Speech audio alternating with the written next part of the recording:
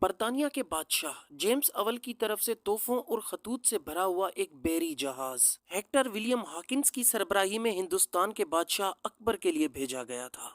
یہ جہاز سن 1607 میں برطانیہ سے روانہ ہوا اور اگست 1608 میں سورت پہنچا، لیکن وہاں پہنچنے پر پرتگالیوں نے جہاز ہیکٹر کو اپنے قبضے میں کر لیا تھا اور جہاز کے کمانڈر ولیم ہاکنز کو بتایا گیا کہ یہاں کی ساری بندرگاہیں پرتگال کے بادشاہ کے قبضے میں آتی ہیں اور بادشاہ کی اجازت کے بغیر کوئی بھی آگے نہیں جا سکتا۔ لیکن کچھ بحث مباحثے اور تعارف کے بعد ولیم ہاکنز کو پاس بنا کر دیا گیا اور اس کو آگے آگرہ جانے کی اجازت دے دی گئی۔ 16 اپریل 1609 کو ولیم ہاکنز جہاز ہیکٹر کے ساتھ آگرہ پہنچا۔ بادشاہ اکبر کی برطانیہ کی ملکہ سے جان پہچان کی وجہ سے ہی یہ تحفے طائف بھیجے گئے تھے۔ جب ولیم ہاکنز بادشاہ اکبر کے دربار میں پہنچا تو وہ حیران ہو گیا کہ تخت نشین اکبر نہیں بلکہ کوئی اور ہے۔ اس کے باوجود ولیم ہاکنز کو وہی عزت ملی جو مہمانوں کو ملتی تھی۔ اس کے بعد سارے تحفے طائف بادشاہ جہانگیر کو دیے گئے، کیونکہ بادشاہ اکبر کے بعد اس کا بیٹا جہانگیر تخت نشین ہوا تھا۔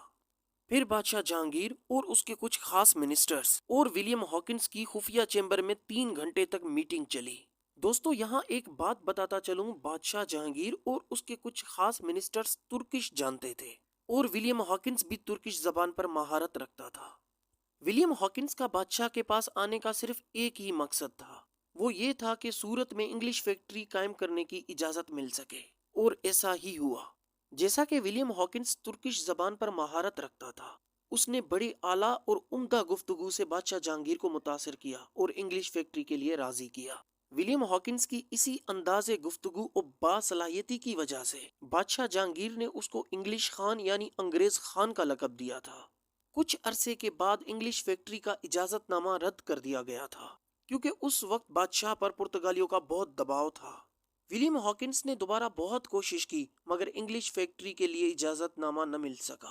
ولیم ہاکنز یعنی انگلش خان 2 سال تک وہاں آگرہ میں بادشاہ کے پاس رہا اور سن 1611 میں واپس برطانیہ چلا گیا۔